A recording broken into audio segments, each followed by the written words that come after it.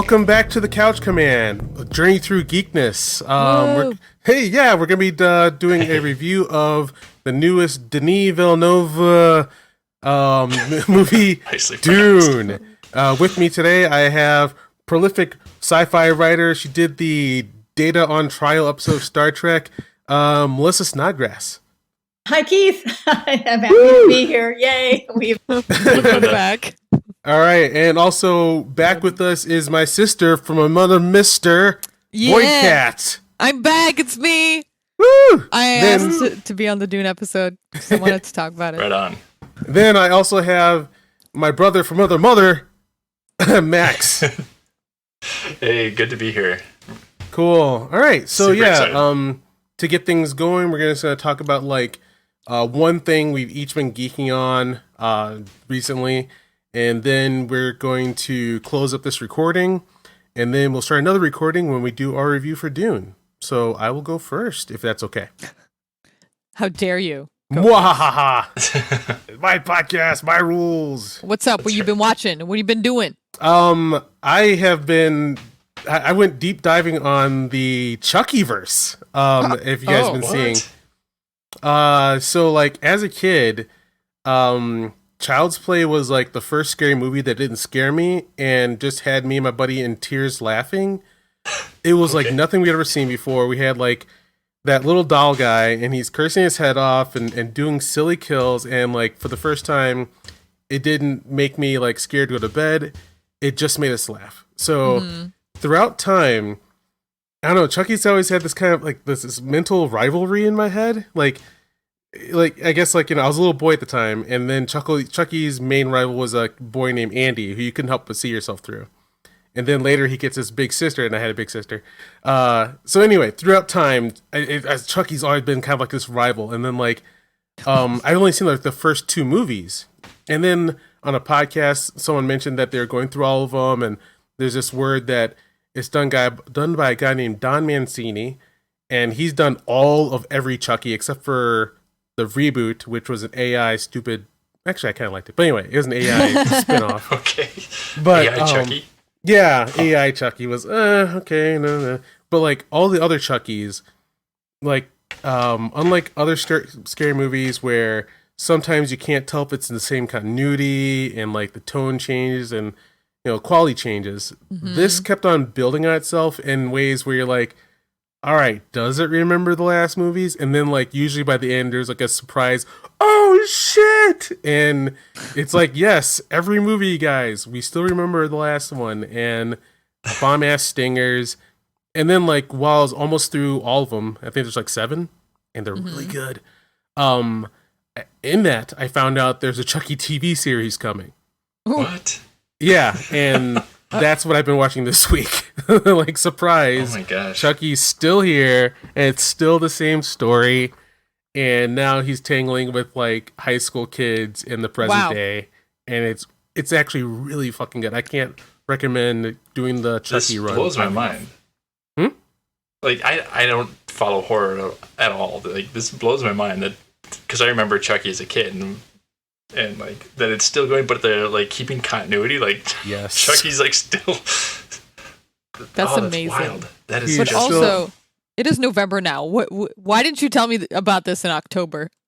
I think I only found out about the TV series maybe a month ago, when my buddies were watching me post up on Instagram. They're Keith, just so you know, TV series. I'm what?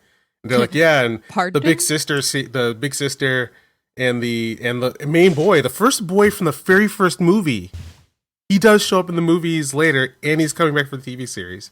As an adult, same character? Yes. That's wild. Yeah, he keeps on showing up through the movie theory series as a pretty fucked up and tortured guy who hates Chucky, and I can imagine. Yeah.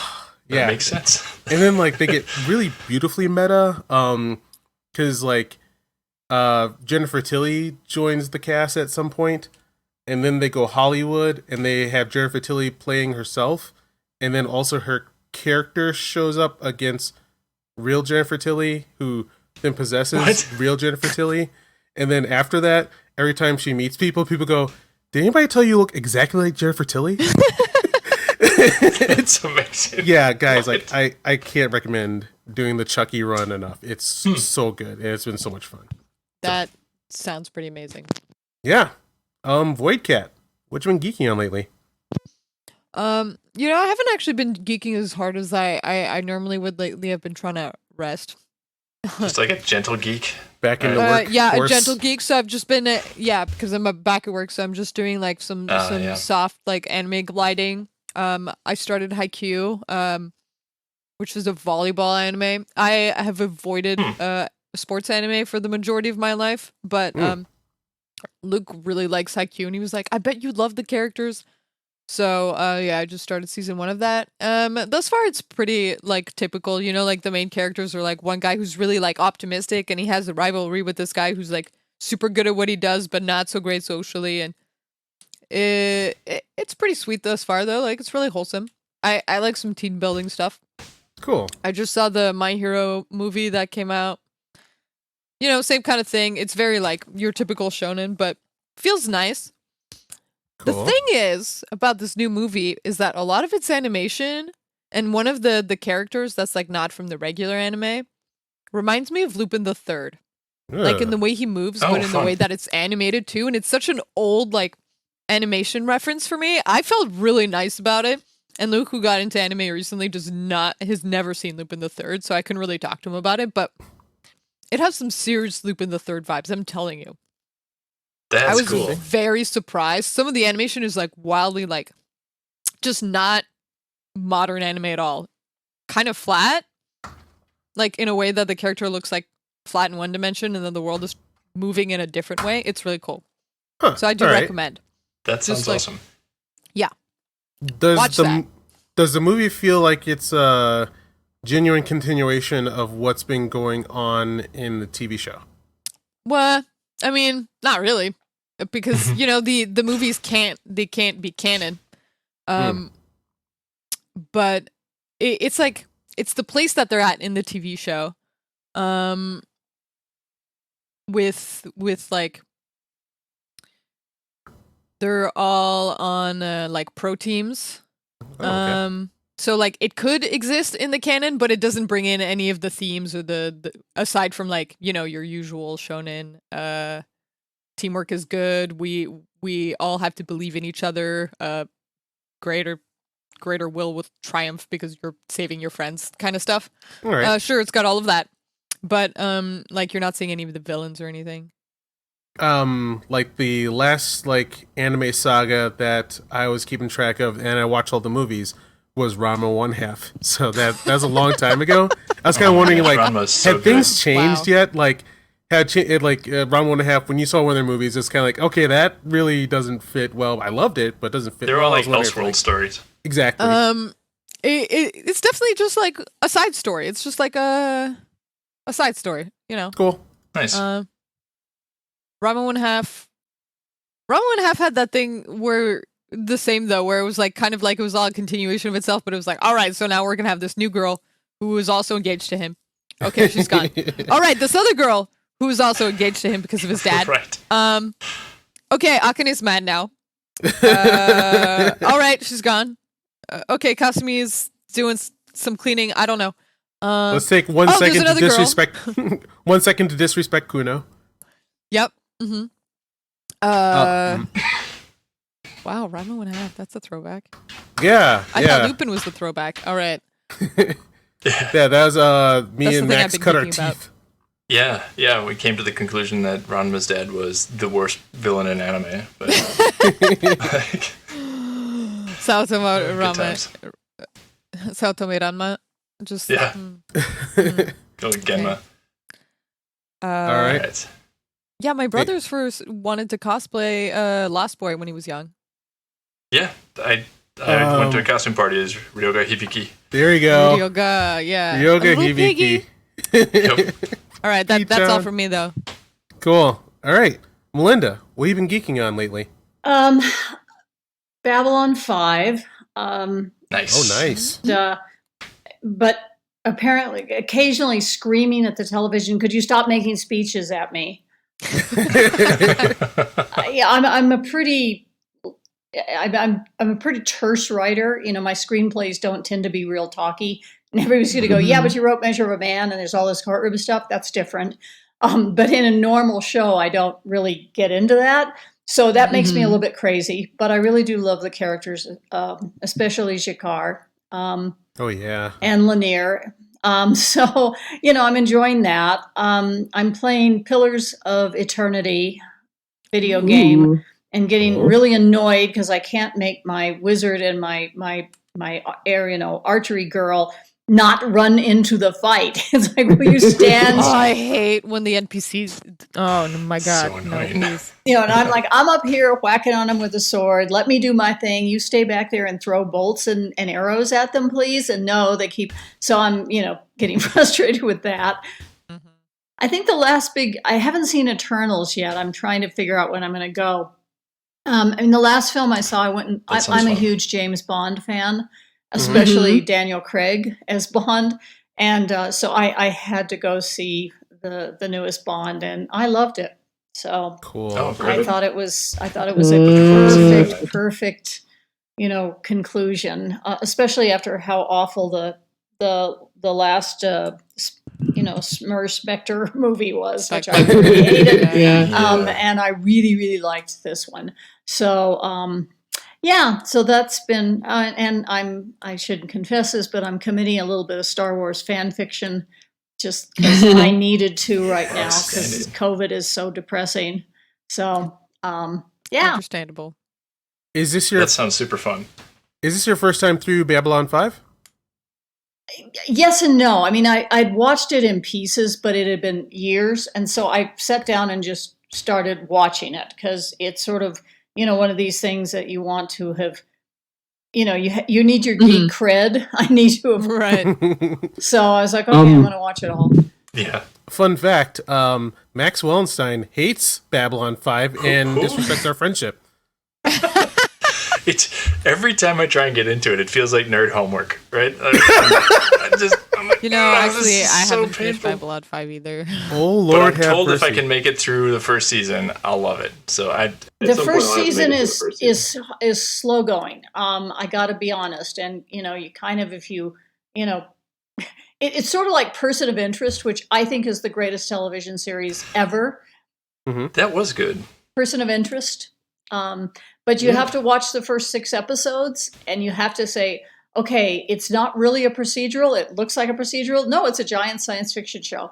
And a brilliant one, all about AIs. But yeah, that's how Babylon 5 felt to me. I kept restarting and, struggling. And then finally I sort of got through, the early episodes. And then I saw what they were doing. But I really wish they would stop making quite so many speeches. So. I guess like for me, Babylon 5 was my shit, but like it was like there's like entertainment things where I have to be in the right place in my life where I want that kind of stuff. Mm-hmm. And like I think I was in like a sci-fi drought at that time, and they're just like, what else am I gonna do? I'll hang out in the lobby of Babylon 5 and just like relax and not worry too much. In the lobby. Just things that start to build up around you, like, oh, hey Jakar, aren't you a bad guy? Oh my god, you're cool. And yeah. So. And he's a writer, so right away I'm in love with Jakar, because he's he becomes the avatar for all of us later on, writing the Constitution, and everything. He's great, but I digress. So anyway, that's what I've been up to. Nice. Max, what have you been geeking on lately? So I've got my usual Tuesday night RPG group that I've been playing with the guys for some of them I've been gaming with since the 90s, and nice. Right. But I haven't been running for about since the pandemic because things have been just bananas, and so just this week I started getting the game together to run again, and I'm pretty stoked about it. So. Keith and Voidcat, I am a big Stargate fan because the two of you have made me so. Yes, so thank you for that. And yes, you're welcome. You're welcome. And so there's Void has led both of us on thing on that. Yep. Mm-hmm, and so there's a new Stargate RPG that came out this year, thanks to a Kickstarter campaign that was wildly successful. And the book is great. it's a variation off of Dungeons and Dragons 5th edition that does some nice things with the system that I like. I'm kind of a system geek. Keith will tell you I'm way too simulationist and get real tweaky with the rules. Thank God, because I don't pay attention to rules whatsoever. So we need Max on this team. So so I'm pretty excited. So I'm going to try it out with my my face-to-face RPG crew and see how it goes. Character creation has gone well. So. Oh, I'm so jealous. I'm playing in 2 role-playing games, but on Zoom, because the players were all over the country, and it's COVID, so we're all. It's harder on Zoom. Yeah, I mean we're managing, and it's. I have wow, giant collection of dice that I'm looking at right now. I keep buying more and more pretty dice. Of course, and so many more people are picking up resin dice now. So it's like there's so many available. Amazing options, and so many are so cool, and so many just make custom dice now, and they're like, "I'll custom for your character." Yeah, I did this Kickstarter for these LED dice, and I still don't have mine. And I'm like, "Come on, where are my dice? I want my glow in the dark dice." LED dice, and they have a little charger that you set them in, and then they recharge.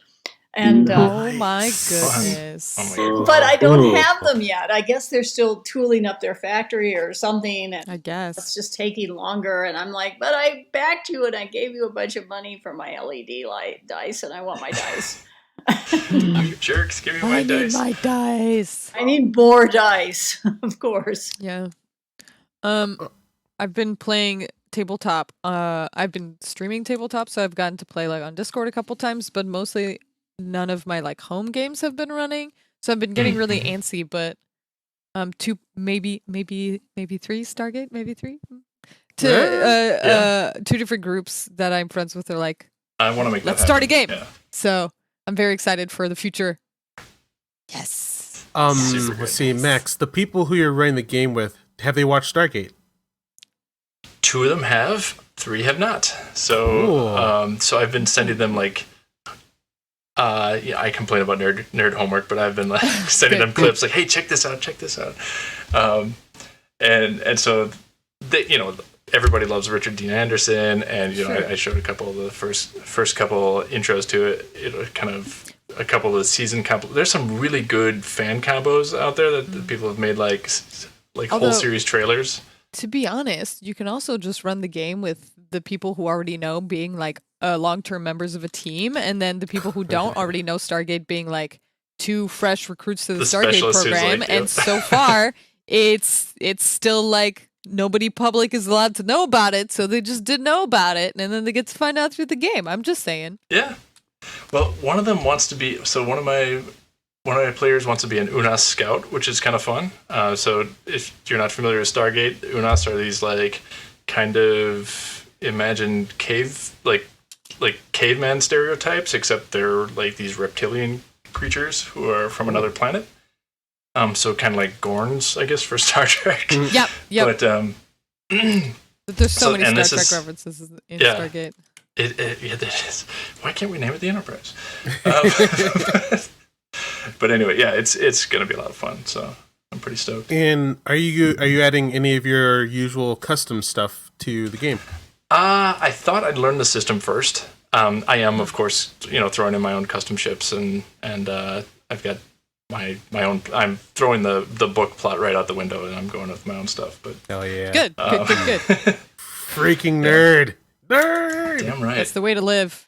Hell yeah. So cool. Yeah. So that's get my creativity there. So I'm pretty pumped. Nice. All right, so usually our geek section goes for like an hour and a half, which we've been trying to stop doing that, but thankfully we got it. Mm-hmm. Here's the trick: 1 thing each. That's right. That does actually come in very handy. But it's hard to stop talking because I could tell you guys about now. We deliberately picked topics that we know more about than you this time. Just kidding. I did not do that, but I could. That would cut it down. So next time, there we go. All right, so then we can just freaking roll into. All right, let's roll right through. Yeah, let's do the Dune. All right, so I guess the best thing to do is like get people's background on Dune. Wait, and, hold on. Yeah. I suggest that we do a portion that is spoiler free first, and then we can like with our initial impressions and like our basic ideas of how we feel about it, and then go into spoiler territory for people who wanna maybe listen before they've seen it. I fully agree with this, but I'm gonna add one last first section though. The first section will be each of our backgrounds on like our history with Dune. Yeah, sounds good. So, Melinda, you go first. Like, so where'd you start with your Dune journey? Read Dune, the book. That was the way you should. All right. Old school. I read the book and loved it. I found the other ones to be less satisfying. And I don't know how much of a spoiler it is, but like when he's no longer a dude, it was like, okay, I'm done. But the first book I thought was fantastic. And so, but it's interesting looking back on it now from a sort of more modern sensibility, where we talk about cultural appropriation and, various issues that have come up. Mm-hmm. It does put it in a different light than when I read this book. And then, of course, there was the David Lynch Dune, which was, and it was one of those things where I watched it and the first thing that happened is when Kyle MacLachlan hit the screen, I said, this kid's going to be a huge star. I mean, it was just obvious. Indeed. But I was seeing it with my best friend, my dear friend, Victor Milan. And at one point we sort of looked at each other and said, why are the navigators shitting planets? That was not how we pictured them using the spice to traverse through the galaxy. It was a little odd. There were some interesting takes in that. And then, of course, there was the sci-fi version, which was, pretty good. And now we have this new one, and wow. Because he's a brilliant director, I mean. That's for sure. All right. We certainly have more ability to do some like very big scenes and special effects. Indeed. Void Cat, what's your journey through Dune? My journey through Dune. I first saw my first interaction with Dune was the David Lynch film, which along with all of the sci-fi from my childhood, I watched with my dad.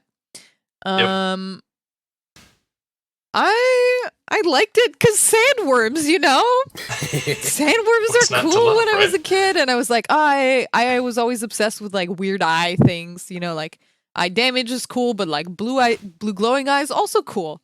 So I was interested in Dune before I was capable of kind of understanding what Dune was about on a less literal level, and Dune is a fairly complex story to begin with. I will credit it for part of the reason why like I was very good at understanding film structure early on. So you kind of have to be to figure out what's going on in a couple of places. Kidding.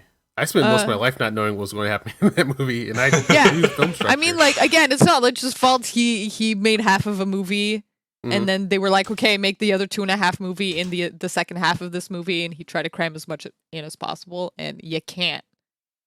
Which is why I feel like this new one ended where it needed to end. Yeah.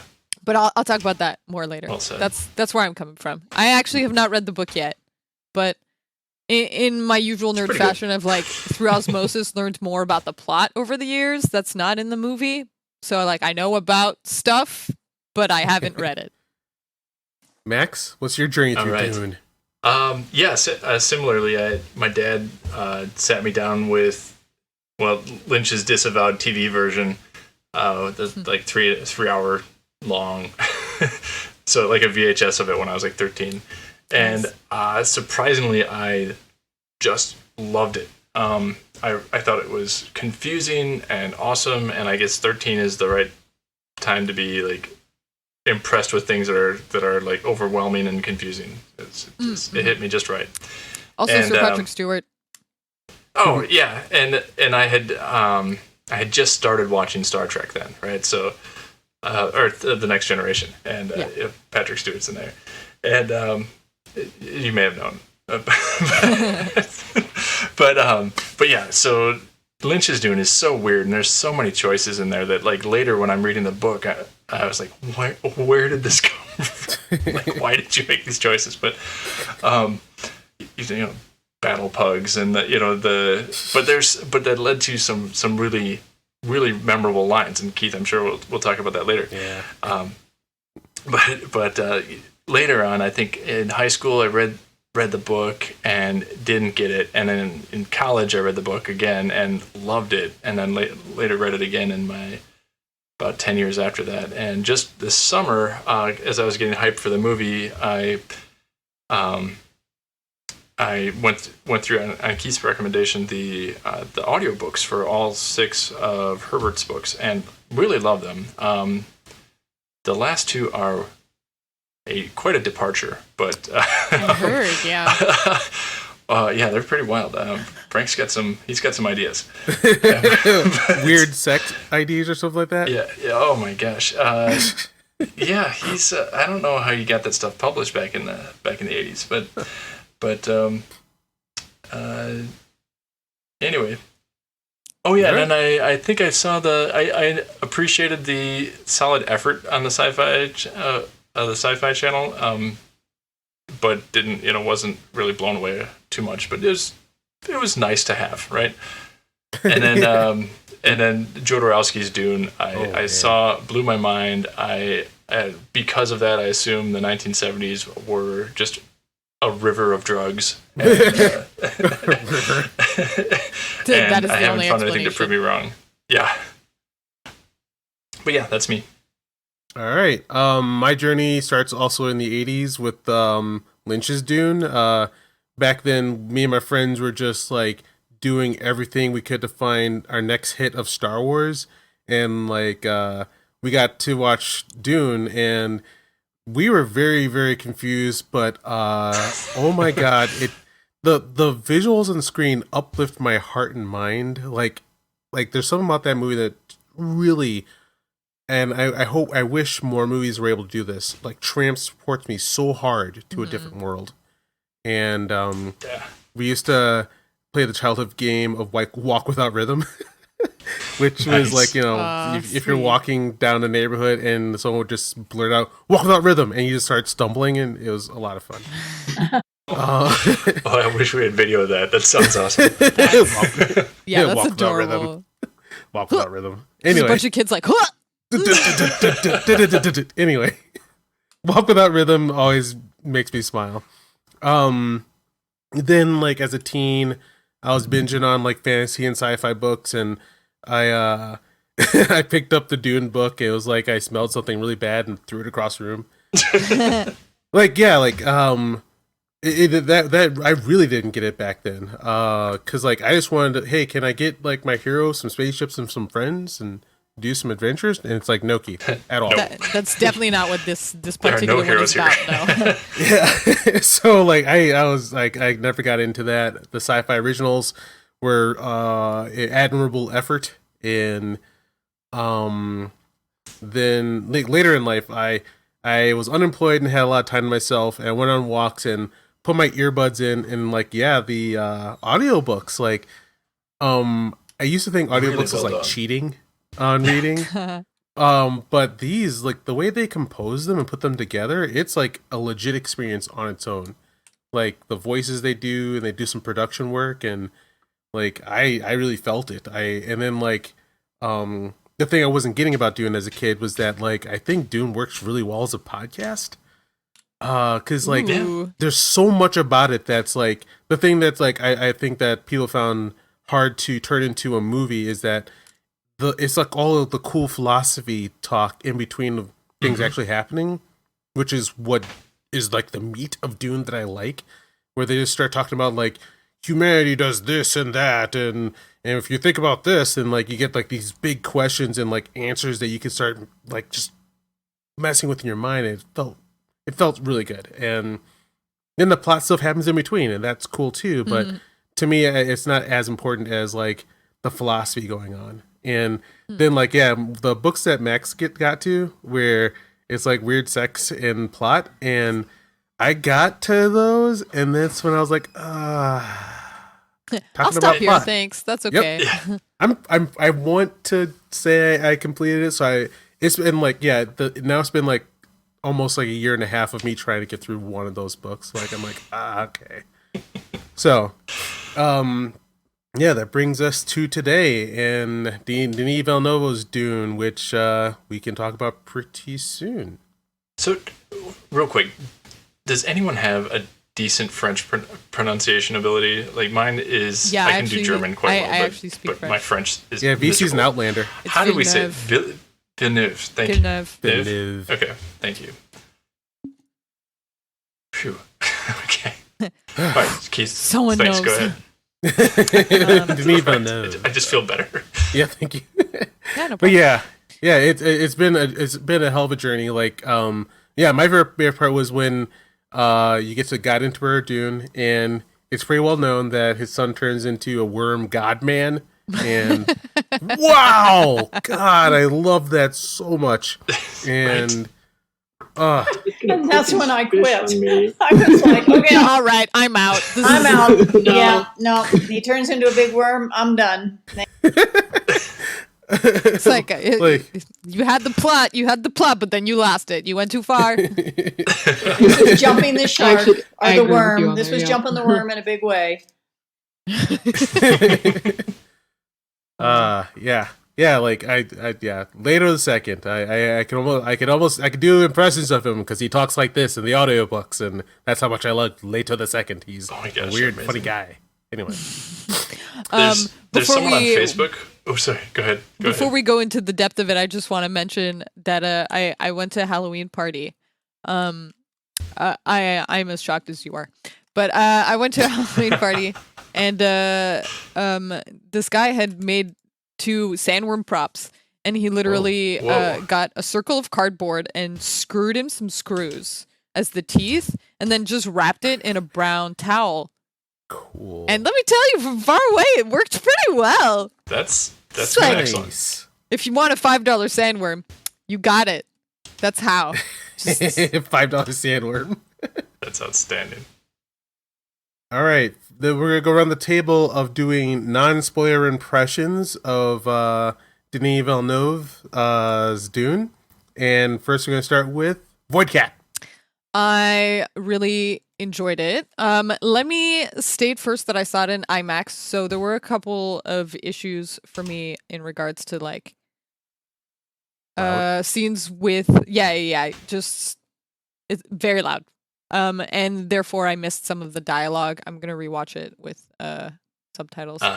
But aside from that, the sound editing was like really cool. There are a couple of moments where like the silence is just amazing, or where I'm thinking of a particular one you may remember, or not. I'll mention it later on. But I really loved the sound editing. The music was great. I think everybody did a good job. Performance-wise, it was beautiful. It's very, very obvious which planet you're on and like which family you're near. I remember there was a jump cut where there was like a rubber glove, and I was like, "What is this?" Oh, okay. I know where we are now. I really enjoyed it. My personal sentiment is that it ended right where it needs to for like the multiple movies that it's going to be. But I understand some people felt that it was a little anticlimactic. I personally disagree, but whatever. To each their own. There's something specific that I was thinking about. Oh, the design of the ships. You guys, if you just want to look at something that's cool and like not quite the sci-fi you're used to seeing, but like beautiful, go see this movie. The helicopters. The dragon copters are my favorite. Oh my god, I'm those obsessed. Are some great designs. I'm obsessed with that. I want one. Why didn't we design helicopters to look like that? Okay, since you're it sounds like you're becoming a Dune geek, you have to call it a thopter. It's a thopter. Okay. The thopter is great. Excellent thopter. I agree. Well designed. A problem, quote unquote, with Dune is that he barely describes what anything looks like. He just says that these things exist, and then like your brain just goes wild. and I've been like trying to nail it down in my mind what an ornithopter looks like, and that's it. They freaking nailed it. And yes, that was. But like even just like the balloon things, Mm-hmm. all of the designs really cool. I gotta laugh at the spice using transporter, because it's just like, hey, somebody played Mass Effect. Yeah. Spice using which one? The like giant white round thing. The The space where they craft. like, gotcha, where they fly through it Yep, and they yep, go yep, to yep. another planet. Yeah. The Highliners. There you go. Cool. Yeah, everybody else picked up on the Mass Effect. Nice. Yep. Okay. Yep. Yeah, those were the really Highliner well thing. designed. Go ahead, Max. Oh, I like Voidcat. I always just love the design of everything. It was so good and so perfectly iconic without being like over the top and obnoxious to each house and like each place. Like, this is our feel, this is our aesthetic, and they're not. It's not just like beating that drum too hard. It's just like, this is perfect, and it just felt authentic for each place that we visited.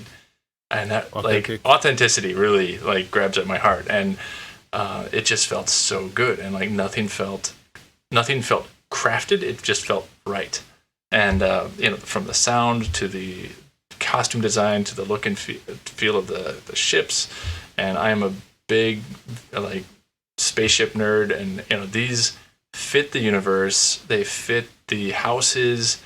Thematic, like when not a spoiler because you see it in the trailer, but like when the Atreides frigate comes up out of the water, oh my gosh, that just grabbed me, and so just visually they were so good, and such a great way to plant the fact that they really don't belong on a desert planet, just like in an instant. Right. Yeah. So much. I just really appreciate the thought that went into making everything just fit the world, like, so world building upon the existing world building. Like, just my hat is off to the whole team there. That's so well done. Cool. VC, do you have anything else to add? Go see it. Go see it. Cool. It's good. Overdrive, which is his nickname because his first name is Max, and there's this movie called Maximum Overdrive. And in high school, I'd never seen Maximum Overdrive, but I knew that title, and I see it in like video stores. So I started calling Max Overdrive, and that's where it's... Anyway, Max Overdrive. What do you think of the movie? Oh, that's where that comes from. Yeah. It's really bad. I tried to watch it. It's horrible. Even for me, I couldn't get through it. So, but that's been my internet handle for...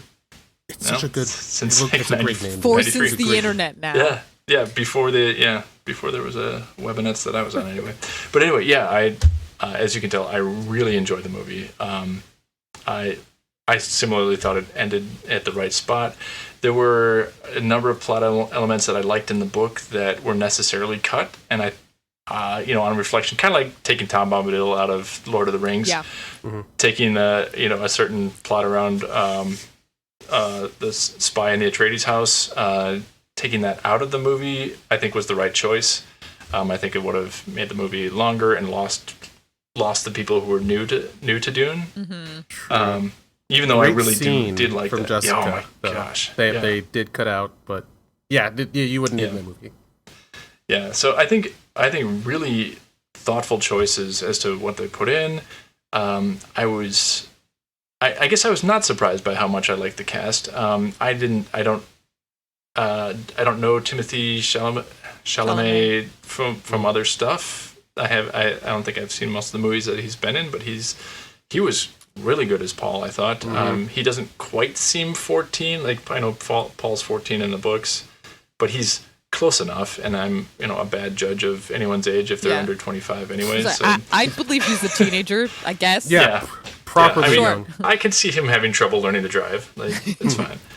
So, but yeah, I think everyone did a great job, really selling their character's personality, and nailed what I had in my head from the books, and then just Duncan Idaho. Jason Momoa, it like clearly was meant to play Duncan Idaho. Yes, big time. Like it just feels like as you've seen him progress on different shows and movies. You were like, heading right from Duncan from the beginning. We could tell. Oh yeah, yes, yeah. This is his final evolution. I think. Final? I don't know. Wait, hold on. What we got? Maybe Ronan. Well, that's right. Then Conan. Then Aquaman. what's his name in Game of Thrones? Khal Drogo. Thank Khal you. Drogo, Thank you. yeah. Then Right on. Drogo. Then Aquaman. Then Duncan Idaho. He's just got nowhere to go from here. I don't know. Well, I mean, if we follow the books, then we get lots and lots more Duncan Idahos. So for thousands of years. You can keep doing this for a while. But someone on Twitter, Trez Writes Stuff on Twitter, had this great post about a week ago, and I'll just read it. Jason Momoa rules because most of his roles are just like, what if there was a dude who is just fucking rad as hell, and you don't really need range when you do that better than anyone. And I'm like, yep. Jason Momoa's role in every movie is I'm just who everybody wants. Hey, I'm here. I'm cool. Everybody likes me. Yep. So anyway, cast great. Stellan Skarsgård as Harkonnen was just crushed it. Mm-hmm. I could go into it, but everyone was and we will pretty impressive. Yeah, let's do it. All right. Yeah. All right. Melinda? She's next. Yeah, okay. I loved it. I have not seen it in a movie theater because I'm COVID phobic, but so I actually streamed it. And I do want to go and see it in IMAX because the visuals were extraordinary and just the cuts. I mean, Villeneuve is amazing in that he cuts from, and it's not obvious, but he'll use the sound of the water to carry you to Arakkis. Mm-hmm. And the wind. And it was kind of stunning. For me, the music, I was a music minor in college, and I studied opera in Vienna. And so music is sort of a big part of my life. So the music to me carried this thing in, it added to that sense of I found this movie to be enormously haunting. Mm-hmm. Yes. Deeply melancholy. And I love that. And I know some people have found that to be off-putting, but it's not a happy story and there's not triumph. Really nice. I mean, it is not a triumph. It is a, right. And so I think he set that tone just brilliantly, and the cast did it beautifully as well. And, they agreed at the right point where he has taken a step from which there is no stepping back. Paul has taken a step that is taking him ultimately to what he becomes, which is not so great. Yep. Absolutely. Trapped by probability. Yeah, and so I think that was wonderful. I mean, my one disappointment, I wanted more of Jessica and the fact that how much she has disobeyed the Bene Gesserits and broken what she was supposed to do, and that she is not a wife, she is a concubine. And I was a little bit sorry. I mean, I'm hoping because she does come to the fore in this next movie, she'll have more to do. Yeah. I do feel like she got a bit of short shrift. I mean, again, it was, science fiction in the 80s, but women are thin upon the ground in Dune. A lot of female characters, so I just would like to have had a little bit more of her and her choices and what she does. I think I loved Skarsgård. I'm going to mispronounce his name. Baron Harkonnen. He was so not over the top like in the Lynch film. He was understated menace. Mm-hmm. In this very quiet way, and that was to me so way more powerful. Yeah, much horrible, horrifying. Yeah, but without any of the histrionics, just this sort of cold, implacable sense of evil. And Yep. Yeah. I thought that was just wonderful. No, I thought the cast was perfect, you know, but there is this sense of just impending doom. I mean, all the way through it. And the music to me was spectacular. It just underscored that. Specifically on the music, so it was either Denis or Zimmer. They saw Star Wars and they're like, "Wow, I love this," but hey, like if this is so far away, why are they using Earth music? And for this specific movie, they wanted to make it so that it felt like it wasn't any kind of instruments or music from our time. So, oh, nice. Yeah, really. I think this is the best work Zimmer's ever done. Yes. In all of his filmography, I think this is the one that's just extraordinary. If it doesn't win an Academy Award, I will be upset, you know, because it was great. So yeah, no, I loved it. I really did, and you know, anxiously awaiting the next installment. Yes. But All right. that's where I come down. All right, Keith, All right. what do you got for us? first of all, Did you like it? I liked it quite well. I wouldn't say I love it. It's growing on me. I just want to get out of the way that so I like Dune memes now, and so like there's certain lines from like the movies and the books that like I'm like waiting for it. So like when Paul starts talking, I was disappointed at just two parts where like Paul starts saying I'm not in the mood, and like in the theater I pointed at the screen because I was like, here it comes. Mood is for cattle and love play, and like just stepped on that line. I didn't even try to say it, and I'm like, oh my god! And I'm like waiting for them to remix it, and they just didn't do it at all. And I know that's small. And then when they do the suits, you're supposed to say urine and feces are processed in thigh pads. I knew it. I knew that was going to be the second one. I knew it. they completely like is like, Keith, I don't have time. I'm doing a movie now. I'm not trying to do Doing a serious movie. Yeah. I get it. Okay, you're right. I get it. It's just like I just wanted the meme though. Yeah. You could have just given me one meme. Come on. It's one line. Come on. Yeah. Hey. Here I am in the theater pointing at the screen like a dumbass, and like it didn't happen. So anyway, those small things out of the way. I did like it a lot. I liked there's something I call boring science fiction, which is a compliment. It means that like you get to just thick. Yeah, you get to just be there. It's not trying to dance for you or anything or be self-conscious about what it's trying to do. It just does it.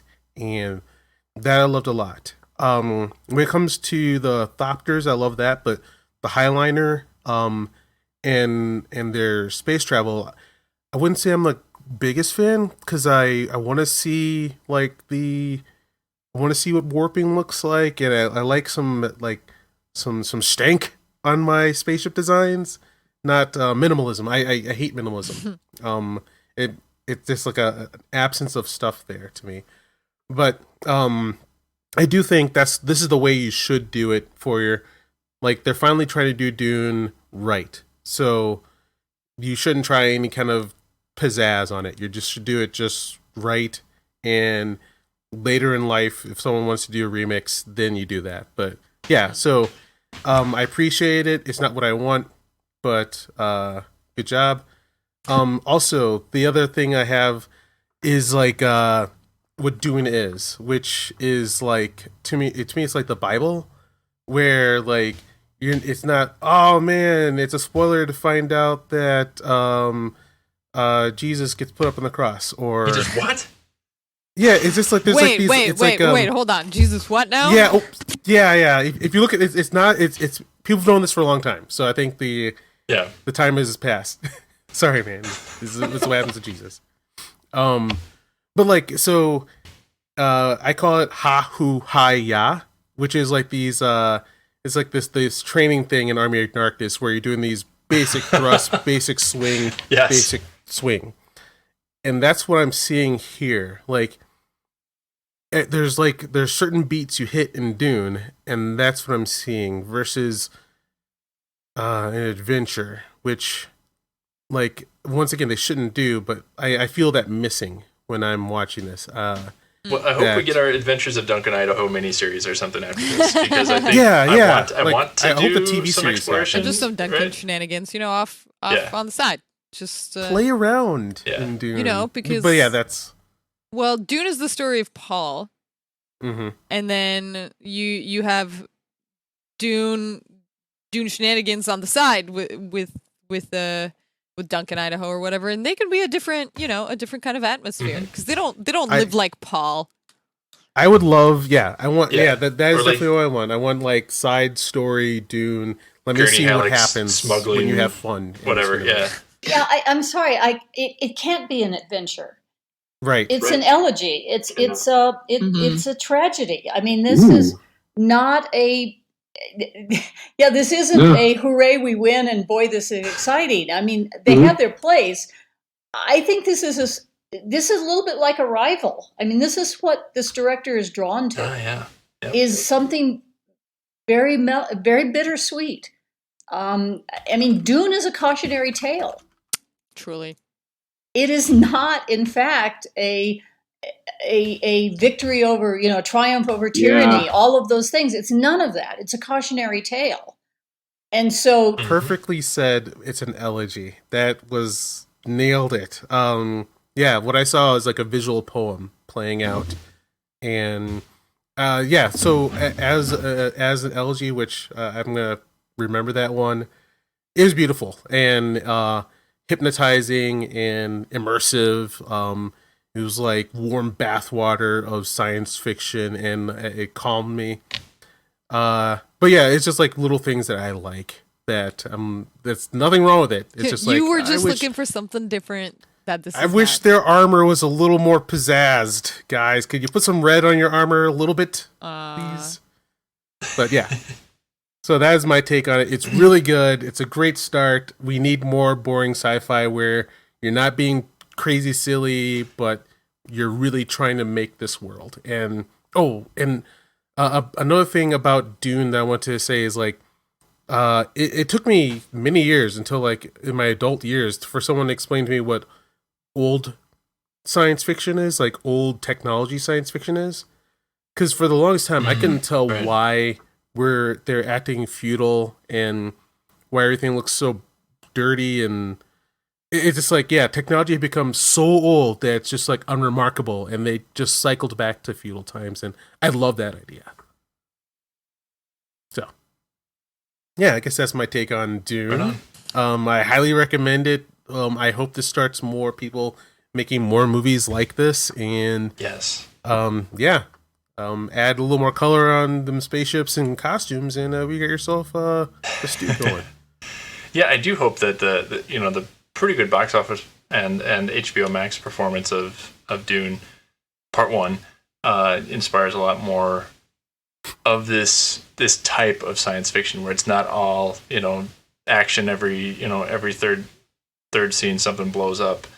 I enjoy that, but if the science fiction that used to be serious science fiction or boring science fiction or whatever you want to call it could go back to being that and not be Star Wars. Don't get me wrong, I love Star Wars, but we have a lot of Star Wars right now. We're about to get way more. The Obi-Wan show, I'm sure all of you are excited about. The show is coming out. Yep.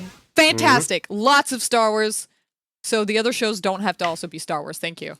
Exactly. I will say that this actually did kick off exactly what I want to happen, which is Jodorowsky's weirdness, and we're getting an In-Call movie. If you guys have read the In-Call yet? No. I haven't yet, but now I want to. I'm pretty keen on I've only started it.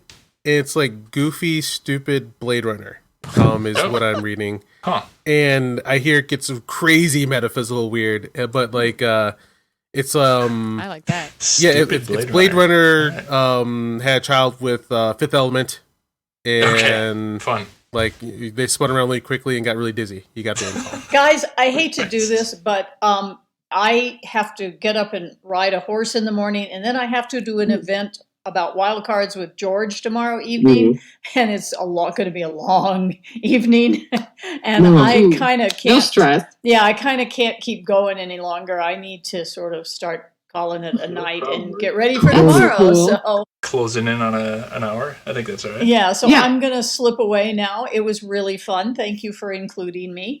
Well, here's what we're gonna do. Like, I'm gonna say, like, we're all gonna stop the recordings right now, and then we'll continue once you're gone. Okay. Into spoilers. So, Melinda, thank you so much for spending time with us. So good. I to love talk to geeking with you. Thank you. It was really fun. And until next time, guys. So I'm gonna shut down recording and drift away. And we'll see you guys on the other side with spoilers.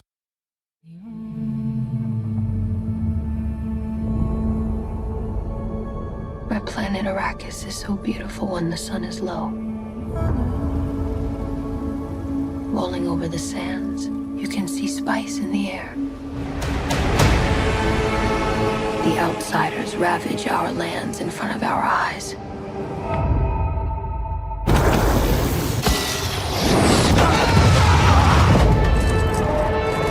Their cruelty to my people is all I've known. What's to become of our world? Paul.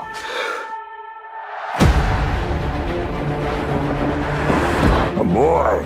Hey, Duncan, can I trust you with something? Yes, always. You know that. I've been having dreams about a girl on Arakkis. I don't know what it means. Dreams make good stories. But everything important happens when we're awake. Hey, you. Put on some muscle? I did? No. We are House Atreides. There is no call we do not answer. There is no faith that we betray. Smile, Gurney. I am smiling. The Emperor asks us to bring peace to Arrakis. House Atreides accepts! I know you. There's something awakening in my mind. You need to face your fears. Come with me. You need to be ready. You've never met Harkonnens before. They're not human, they're brutal. The Duke's son sees too much. This is HAIKYUU. Kill them all. God in heaven. Get everything with guns off the ground! Go! This is an extermination. They're picking my family off one by one. Let's fight like demons.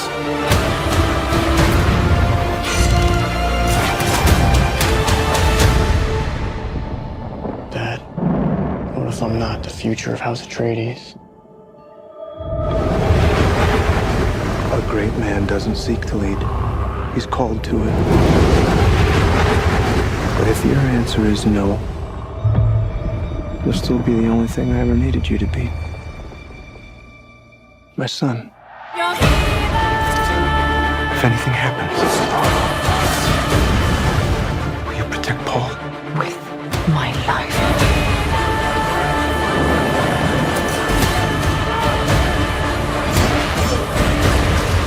Only together can we stand a chance.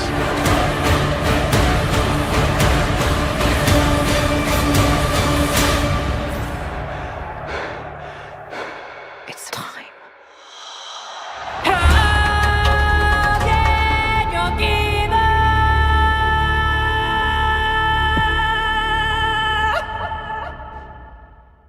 Hi, everyone.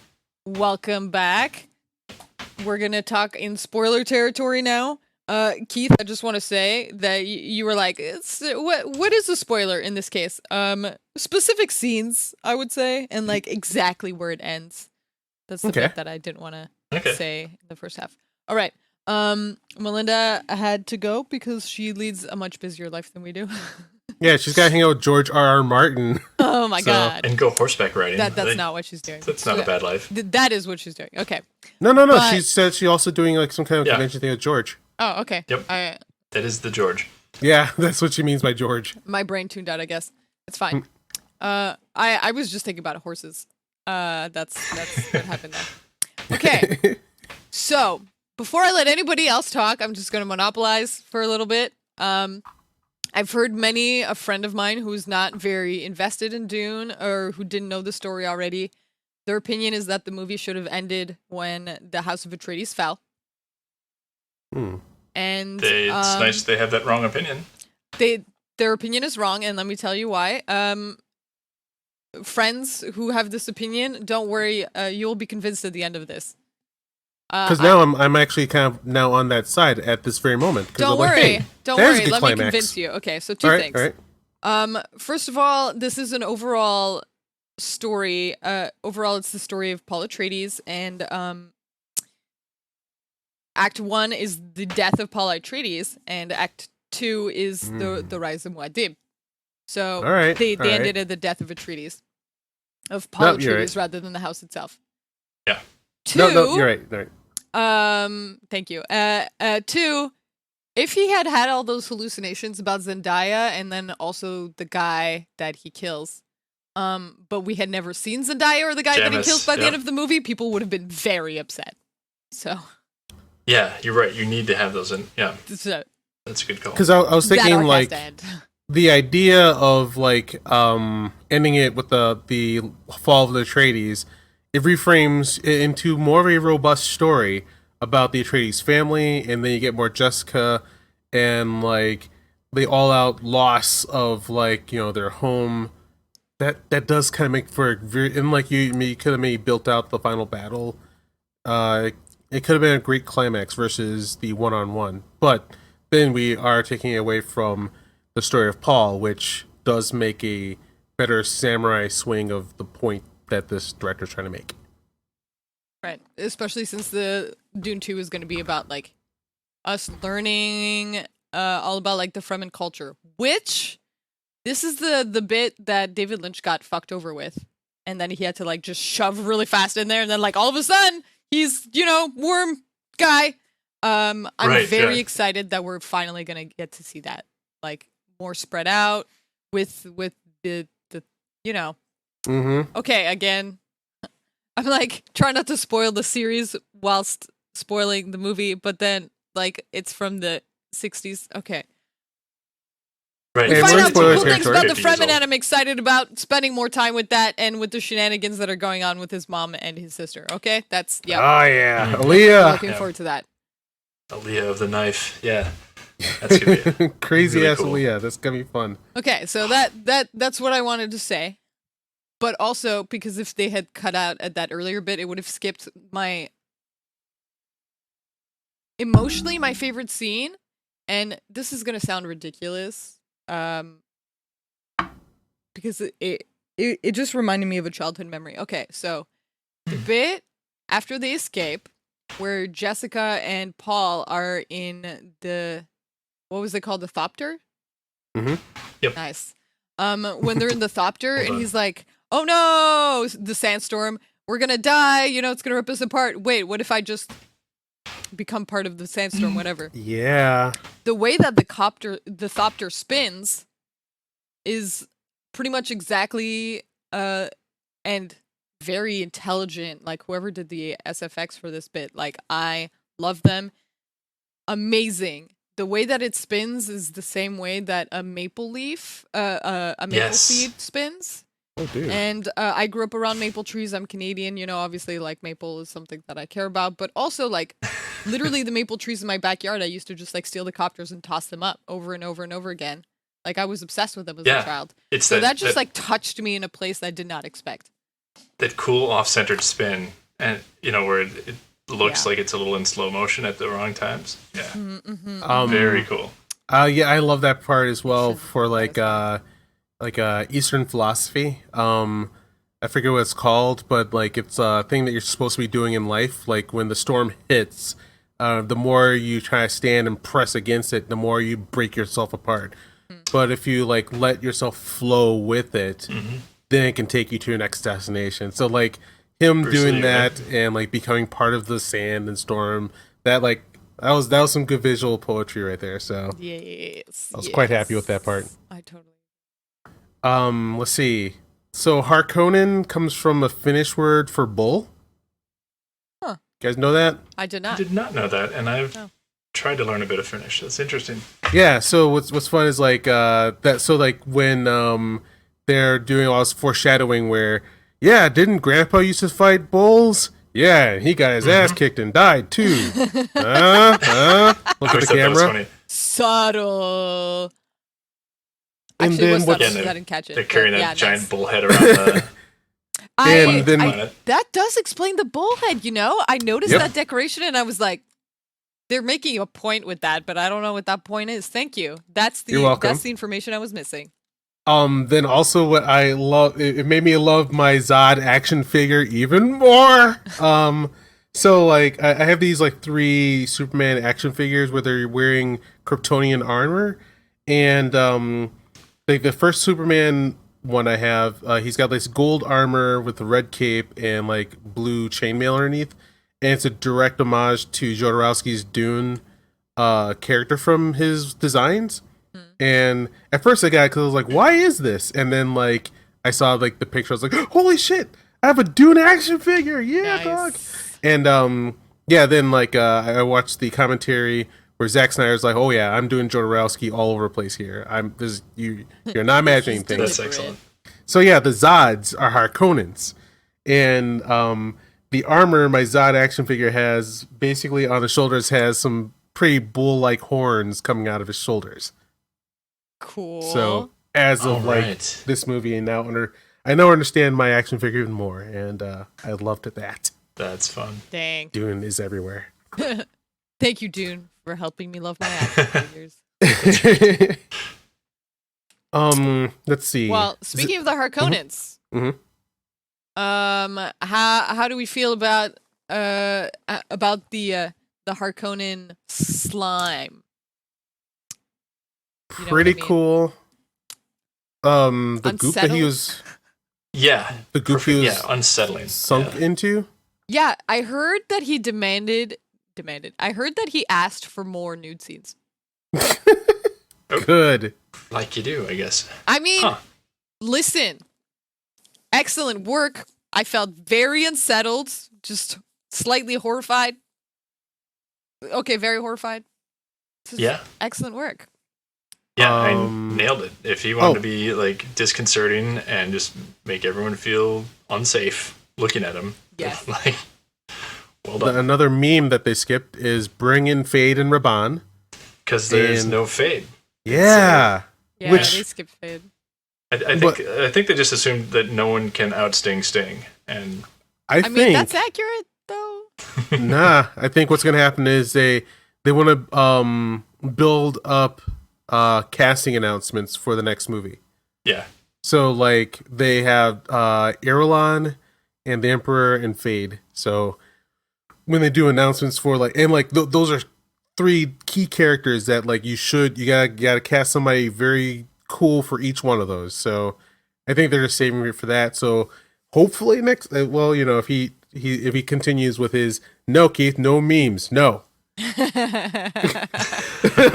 I will not get my bring in Fade and Raban. Yeah. No, but I thought Batista was great. Oh, so continuing the theme of menace and people without eyebrows or hair at all, like.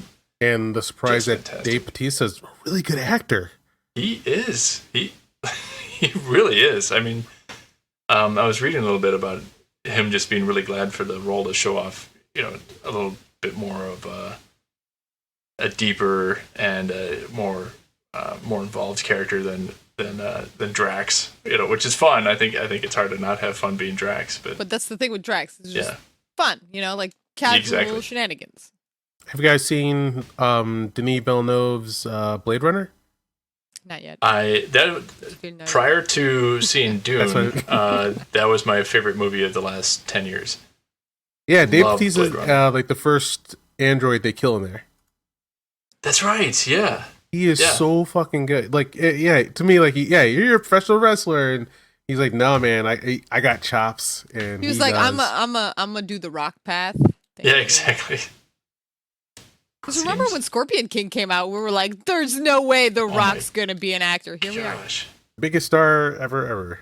So Dave Bautista just saw a path that had been forged, and he was like, you know what? That looks fun. Let me take a look at that. Jessica's.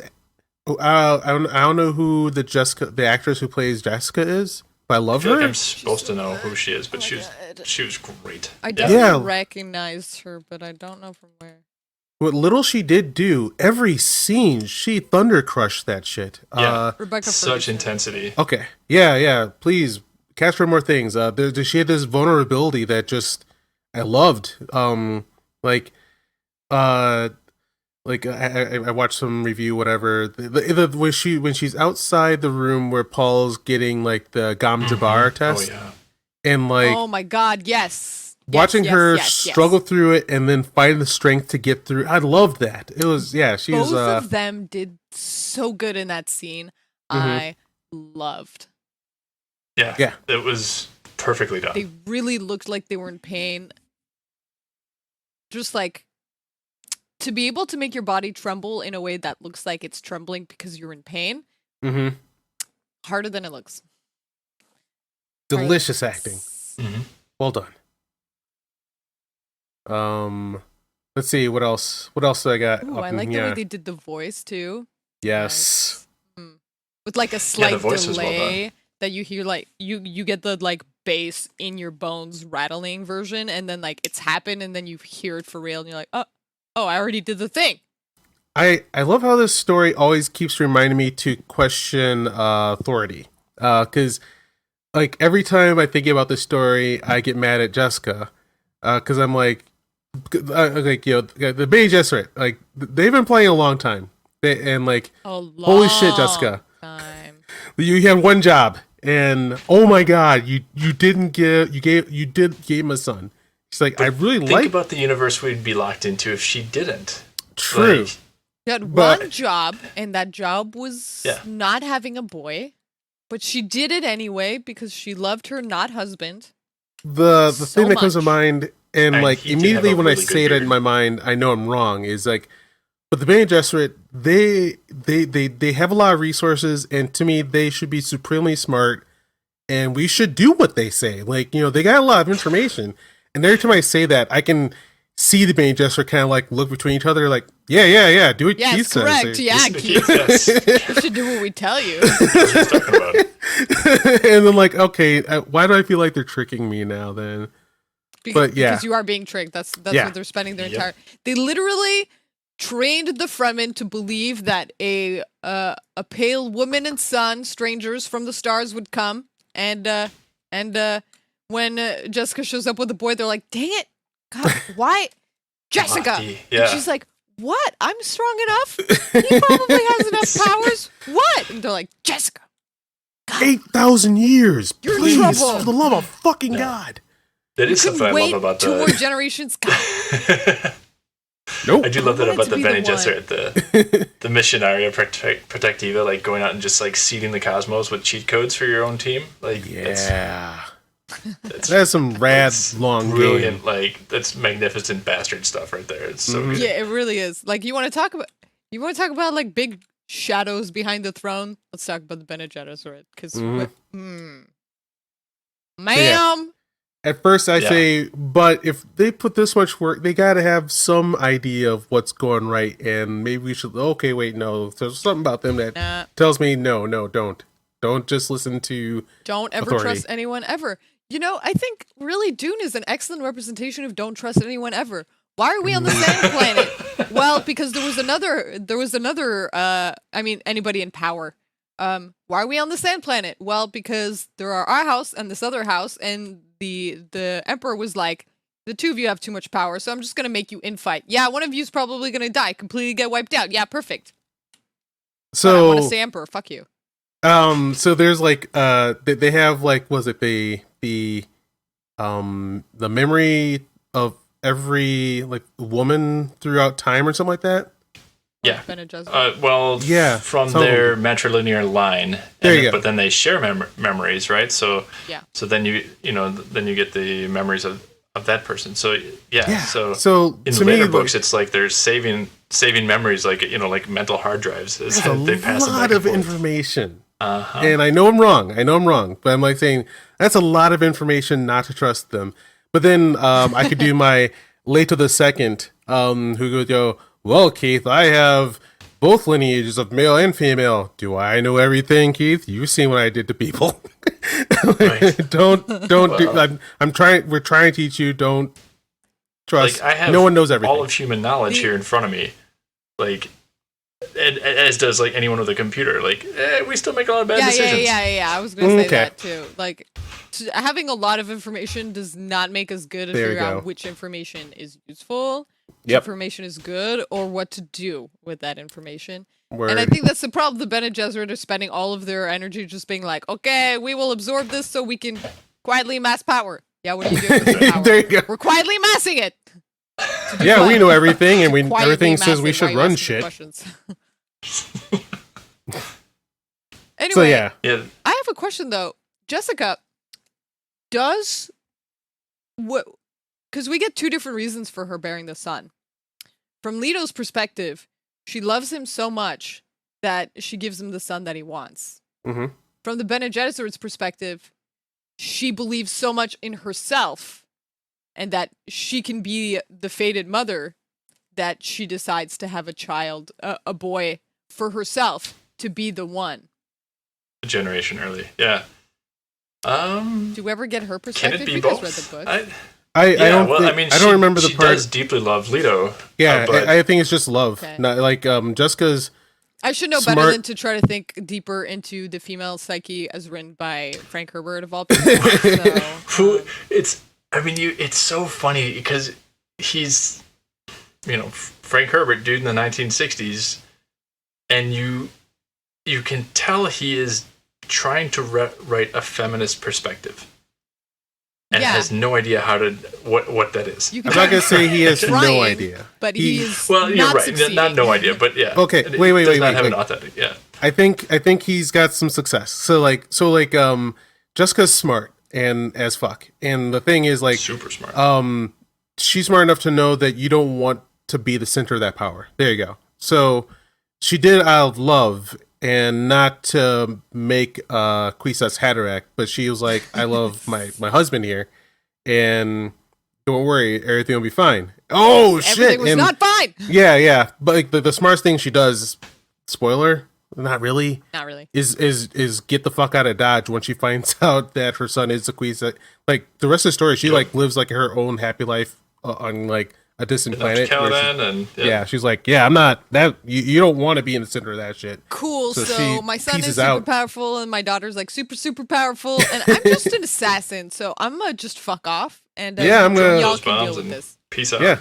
Yeah. She honestly, she my pieces husband's out. dead. My not husband. My Leto's dead. So peace. Adios. Yeah, I do wish that we had gotten more time with her training Paul.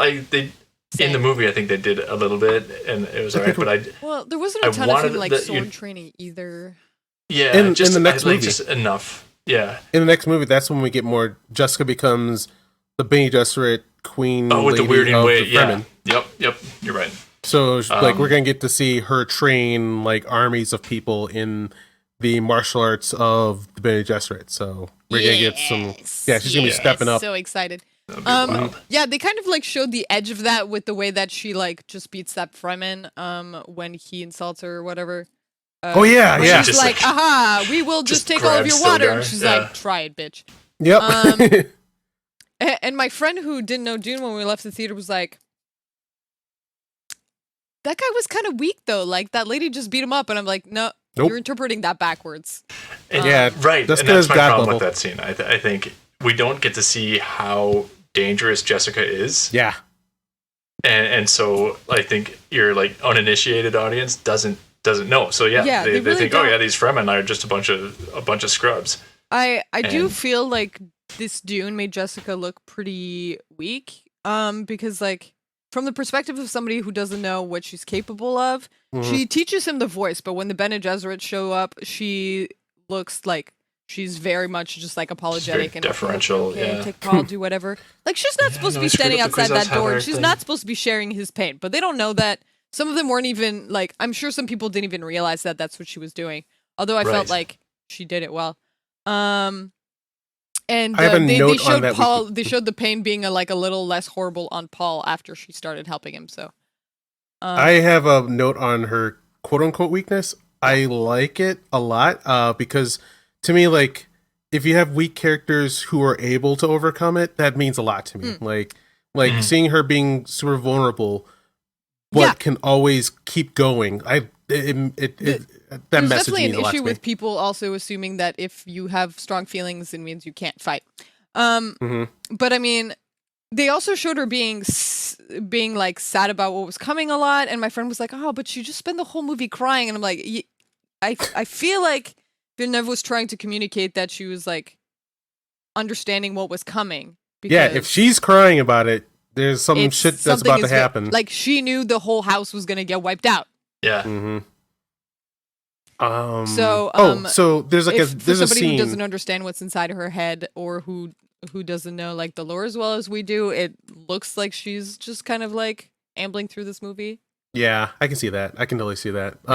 So like there's a scene that she's supposed to have where people think she's the traitor in the house, and she has a showdown with the guy with the white eyes, and like he starts talking smack to her about like, and she just wrecks him. Oh my god, yeah. He's like, I know you're the traitor, and like let's have a talk. She's like, motherfucker, if I want to kill everybody in here and no one will be able to stop me. Yeah.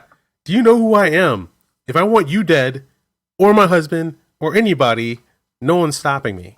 Yeah, that was great. Like, I don't think she literally said no one is safe from me, but pretty much demonstrates that, yeah. Yup. Because she doesn't have to say it. Yeah. No words necessary. Yeah, she's she's got some power levels underneath her. So I hope we get to see that more in Dune 2. Yeah, and speaking of Thufir, one of the other things I wanted to see more in the movie was more with the mentats and why mentats are important and needed. We got the quick eye flick from Thufir, where his eyes go white, and no litany from really Piter about the juice of Sappho, which was added in Lynch's version, but was still fun. It wasn't until like I think Quinn's ideas that they need to do some world building to let people know why things are the way they are. Yes, yeah. Because otherwise, because I think you're an average, just geek off the streets going in to see Dune because you heard good things about it. I don't think your average person is noticing that there's not screens anywhere. You're not noticing that there aren't computers. And we're also in like we've had a lot of bad science fiction lately where they're like I think like people almost assume too much how much they probably just don't know, or they probably just don't care, or maybe there's no answer. But like when sci-fi does a thing, it has an answer that makes it so much better. Like yes. Yeah. Like when show that, yeah. Like the 80s Dune, for the longest time, like most of my life, I didn't know why everything was the way it was until I found someone told me about the Butlerian Jihad and like how they outlawed thinking machines and like like there's a reason why things look the way they do. And once you have that ground of like why this is happening, then you can get immersed in the world better. Yeah, and I hope that. Oh, sorry. Okay, go ahead. I was gonna say it's too bad that Melinda had to go because her perspective would have been interesting on this. But I definitely think that someone who's writing a sci-fi series like this has a tendency to spend a lot more time on like minute world building than someone who's trying to do a film series. Right. Yeah, I think when you're doing a project like this, you really want to know the world, especially the way this the Dune universe is crafted. Like you would understand it fully, and there's a reason for all the choices. And you need to do a lot of like bigger world building if you're gonna have groups like the Bene Gesserit who have spent 2,000 years specifically breeding for something. With galaxy-spanning designs, And then Jessica's like, screw that! I don't care about your 3,000 years of whatever. I'm gonna building cards. Man a son. Building cards on a table for 3,000, 800,000 years. Jessica's like, oops. Oh, also I'm pregnant. Oops. Yeah, that's right. Walks out of the room, just Oopsie. flipping everybody off backwards. She might secretly be my Yeah. favorite Dune character, actually. She's pretty rad. pretty great. She's pretty rad. She always makes me cycle that question. How dare you? Oh wait, you probably should have done that. Yeah, okay, never mind. All right. So way back at the beginning of this podcast, I said I was complimenting the sound editing. Yes. I was in particularly the scene that I love the most of this when they're like in that sand coliseum or whatever, and then the fighters in white show up and you see them like fall to the drift to the ground and it's like silent. So creepy. That Was they just like ghost in? amazing. Yeah. Mm-hmm. The Sardaukar. Yeah. And I will restrain myself so I don't yap too long about fight choreography. Oh no, on the contrary, please. Yes, Okay. indeed, dude. But the way they portrayed the difference in quality for the different troops was so well done. And I think a lot of people wanted to see more, to hype up the Sardaukar. But I think, we got in the beginning that, the Sardaukar are like the Emperor's most feared troops. Yep. And they're only rivaled by House Atreides, and so in the beginning of the betrayal and the attack on Arakkis, where the Harkonnen troops are attacking, Gurney's troops, which are like just standard Atreides troops trained by Gurney Halleck, the great swordmaster, they just raffle stomp the Harkonnen standard troops. Oh, and then the Harkonnen troops are supposed to be fairly tough, but the Atreides, just general soldiers, mop them up. And then later you've got Harkonnen Marines attacking the castle against a massed group of Atreides house guards with who display better tactics and are they had spears and short swords. Mm-hmm. And the Atreides troops again clean up on the Harkonnen Marines, but then behind them come the Sardaukar, who demonstrate why they're superior and just like crush the Atreides, kind of elite troops right away. Well, while you are bringing up the stage combat and how wonderful it is that the different troops had different levels of training and different styles and weapons, I'm sure you were about to bring it up. Yep, the way the Fremen fighting style is so utterly, completely so good involved with the desert that they live in, where they just like merged into the sand and they know how to use the environment so well. Yeah, and so then you see like, okay, the Fremen, just regular Fremen just hanging out, in the siege, are able to put up a good fight against elite Sardaukar drop troopers and just ambush and wreck them. And then later, we see why Duncan Idaho, Jason Momoa is the greatest fighter in the known universe and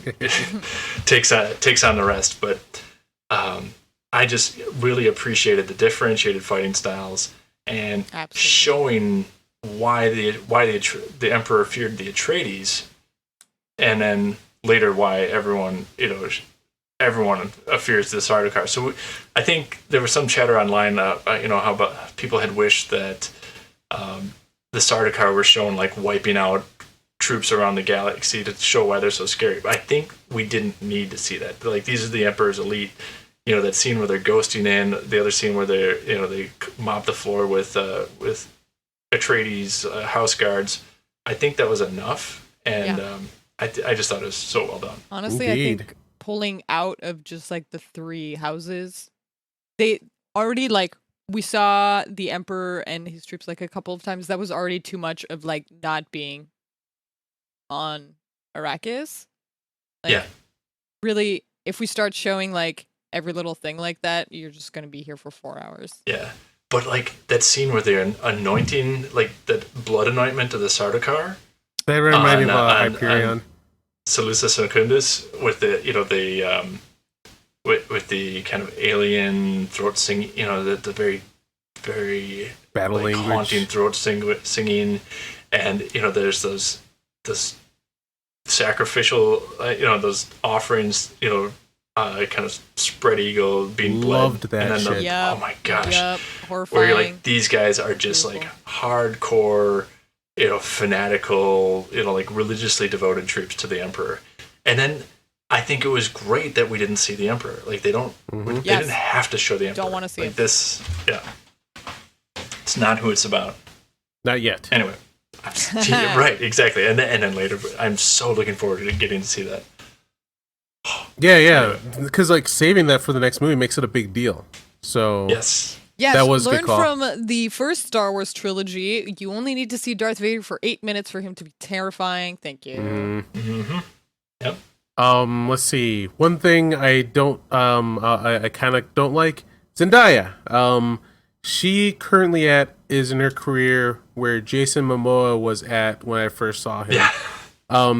So like Jason Momoa, Zendaya, Tig Notaro, and Drew Barrymore, they all do this thing that I don't like, which is I can tell you're acting, you're not as good as everybody else around you, but I can tell you're a cool person that everybody wants to be around.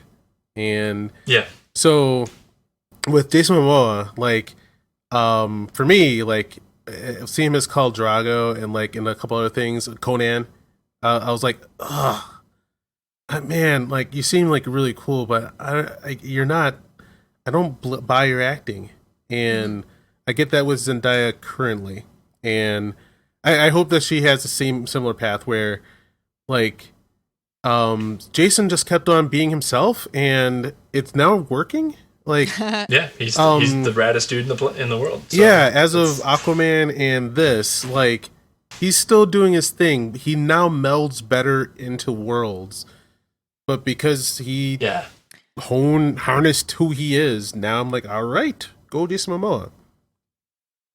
But yeah, Zendaya in like Spider-Man in this, she seems very cool and someone you want to be around. But I can tell she's acting. So, she didn't have much to do in this one. No. She's on set for a week. Which I know somebody complained they were like. Part 2, she has a ton to do, so it'll be interesting to see. Yeah, exactly. Yeah, somebody was like, they acted like Zendaya was the main character, but then she was only in like 5 minutes, and I was like, she is. Just hold your horses. Just wait. Yeah, she builds up. She's the straight up partner in the second movie. But speaking of which, like the hallucination that he has, where like he always just hallucinates her as like a beautiful looking behind her. And then once he like spends more time with it, and it pulls out, and there's like the combat, and she's smiling, and there's blood all over her. And I was like, yes, who designed this scene? You did really well. Yeah, the visuals in this movie, stunning. So yeah. So let's see. Normally, I don't like it when you have a one black character just to see him jobbed and beat down. Of course. But this worked. There's like a. Did they use the meme line of "I was a friend of Jamis"? Did they say that at all? No, I think we'll get that in the next one. They hate by memes because they haven't they haven't gone to the they haven't taken him to the the place where they take his water. Yeah, CH in the place in the CH where they have the ceremony where they do the friend of Jamis, and I'm very much looking forward to that. Me too, because we see like that possible future. Yeah, his probability flashes of like the friendship they did have.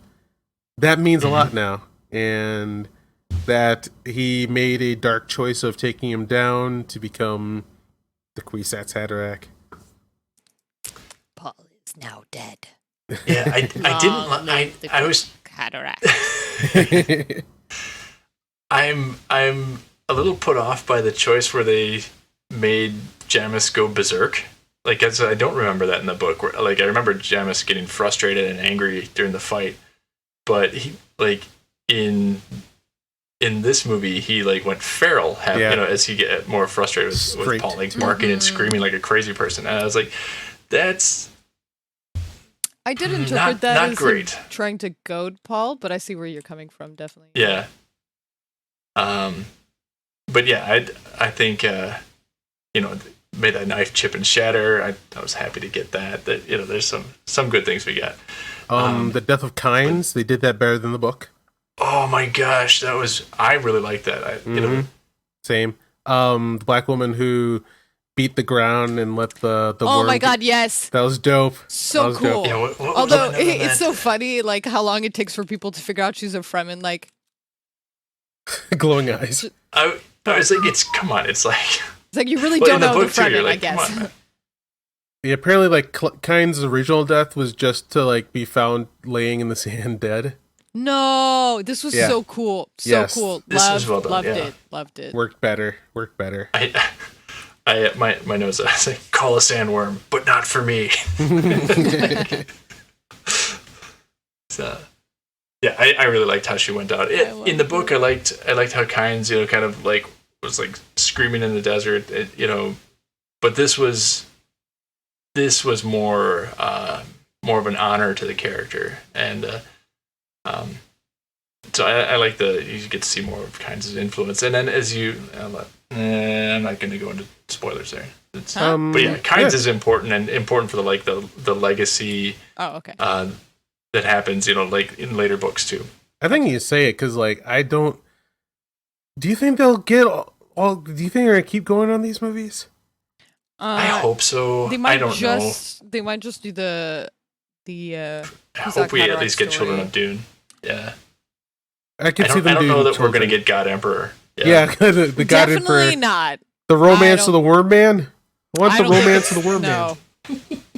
No, I don't there's think this so. guy on Facebook in the Dune Siege posting group who does these amazing comics of Duke Leto of God Emperor Leto II and Moneo, and they're so funny and like worth the price of admission for being on Facebook just to read these like about once every week and a half. Yeah, link me when you see those. No, I'll link them to you. They're awesome.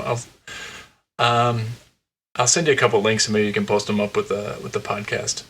Notes. So they're very funny. Podcast notes, indeed. Let's see. Denis seems to have a thing for spiders so far. He's now 3 for 3. What was up with that? Of spiders and his things? Yeah. Wait, I don't remember. Well, in Arrival, the aliens are kind of human hybrid. Got spider tendrils. Okay, yeah. And then there's a movie called Enemy. It's a guy who's an adulterer, and he keeps on seeing visions of like these spiders. Like there's like this one that's like a giant, slowly creeping one over the city, and then the final shot is a giant one in his bedroom. But it's just like supposed to be representative of his fears.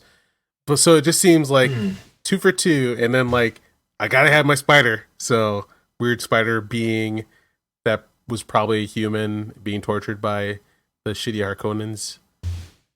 Wait, I totally forgot. Creepy. That was super creepy. Yeah, there's like I must have blocked it out. What? Oh, so like on so. Giddy Prime, one of the Bene Gesserits rolls up on Harkonnen, Baron Harkonnen, and like there's this spider being thing that's like licking out of like a dish. And it was your typical Harkonnen horror. Yeah. And she's like, tell that thing to get out of here. And he's like, it doesn't understand English. And she uses the voice on it. He goes, get the fuck out of here. And like, it leaves. Yep. I remember now. Yep. Yeah, I think that was a tortured human. Yep. Yeah. Harkonnen. Yeah. I think that was an upgrade from the Harkonnen milking cats in Lynch's version. So I'll take it. That's still just why? What? Why did you? That I don't. What series of thoughts led to that to happen, and why did no one stop anyone? Why did no one stop anyone? I want my shaved cat. Can't have it. Okay, well, yes. So the Harkonnen made me feel gross and oily, and oh my god, the Atreides house was so beautiful. Like, no wonder they were pissed to be kicked out. You have to go to the desert planet now. Are you kidding me? This is my ancestral home. Look at it. Yeah. And yeah, we mentioned it already, but the ship coming out of the water, so utterly like the opposite of Arakkis. Yeah, that was phenomenal. That's another thing that I thought was really cool. The city on Arakkis, the design for that was really well done. Oh, the like, brutalist architecture. Like a city. Yeah. It's like the entire thing is closed to the outside because the whole thing is you're like refrigerating it in a way. Yeah, and it's made to withstand 500-mile-an-hour sandstorms. Yeah. So. I like the slow bombs. It was good. The slow blade penetrates the shield. And they had like bombs that slowed down. Oh, the way that they did the shield was such an upgrade from. I mean, like, of course we have better tech now, but wow, much cooler than the. I won't say if it's cooler. I'm not saying it's cool. I love the boxy weird. Okay, it looks more smooth. You're right. I do agree that the boxy one very much like didn't look like any technology that we have. So, that so was cool. Weird. And then they never used it ever again. Right? Yeah. Yeah. I thought that was gonna be the lightsaber of that movie franchise, and they're like, nope, that was just that scene. Like, oh, okay. As somebody who vastly prefers melee to ranged, I do love the conceit in Dune where where you have shields to explain why everyone still knows and practices ancient weapon styles. Right. And you have so to know ancient weapon styles awesome because you can't shoot battles. at someone with those shields on. Right. You just can't. Blow up the whole everything. Yeah. You got to use the knife, man. It's the only way. Good old Holtzman shields. Let's see. So, because like Dune is such a minimal elegy, a poem. It's there's not a lot of nooks and crannies to like. I don't know. I think we found a lot, but I've run out of notes and there were a couple. I just want to throw in. There's a couple things I wish that we had gotten, and so I don't know if they were left out on the cutting floor. But there's the Bene Gesserit Reverend Mother. When Jessica is talking to her in the books, she's trying to see if there's any way to save Leto, and there's this line. Reverend Mother Gaius Helen Mohiam says, "For the Father, nothing."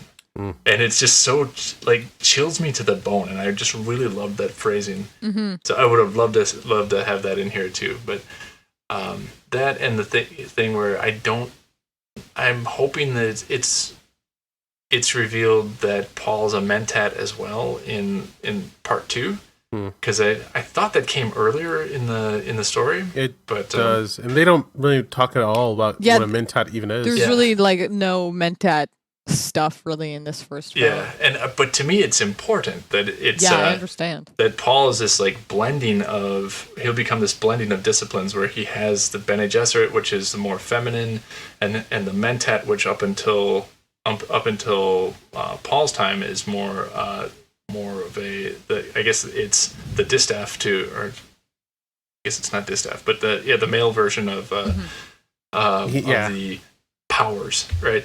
And and so him having both is like lead hacks, where he's way overpowered. Supreme power of controlling other people's like emotions, but also also a human calculator. Can do all the calculations and predictions, and so he has a tool for everything, and makes it why Paul's it would have been so cool if formidable. we've seen why a Mentat is cool at all. Yeah, they're just like very vaguely mentioned as being necessary for space travel. Mm-hmm. Yeah, and like for the Harkonnens, Piter de Vries is I liked him when he was more of a force to be reckoned with. Here you can see he's dangerous briefly, but we only just get a very little bit of time with him on screen. Yeah, I barely could tell that was him. He's like the bald guy who's kind of just there. Yep. Yeah, looks like he has like a black metal band and I have a question. Got stuff to do. Mm-hmm. Yeah. Was Leto a Mentat? His daddy? No, he was. Where did he get it? No, but it's training. So he decided that it would be good to have Paul trained early on as a mentat. So the training. What's it? Did Thufir do the training? Probably? Yeah, Thufir. So if I remember right from the books, mentat training, you're trained subtly, like before it's revealed that you're getting the training. Yep. So like from early childhood, you're trained in deep logic and calculation and so it's just kind of something you all of a sudden realize as you're like to think like switching into puberty. Jessica set that up. Oh yeah. Yeah. Oh yeah. She's definitely in on that. She's like, I mean, he's gonna have my powers. I'm gonna teach him the voice. Why not? Come here, son. Right. I have something new for you to learn. Yeah, I'll buy that. Nice. I really do feel like Jessica has considered and planned most of this out. Like nothing that happens to Paul is an accident. Yeah. By Jessica. And it makes perfect sense for her to do that because, that's how her entire order behaves. Even if she would do something against their plan, it would not be because she's like, haha, whatever, fucking around. It's because she thought about it really hard. Just for the lulz. And thought of a better plan. And also she loves her lover very much and she wants to give him a son, whatever. Yeah. But while the son will exist, she will make him the one there could ever be. The sonest son ever. Best is relative. Yeah. Most powerful is probably what she was intending without thinking about the consequences. Nobody thinks about the consequences of someone having too much power. See, that's the problem. All right, so... Yeah. You might say it's a theme. Max, what do you want to see in the next movie? Oh, boy. We talked about it a little bit earlier, but I'm really looking forward to the Fremen being trained in the weirding way. And I'm like restraining myself online talking to people about the movie because everyone's like, "Oh, it's a white savior story," or what, yada yada.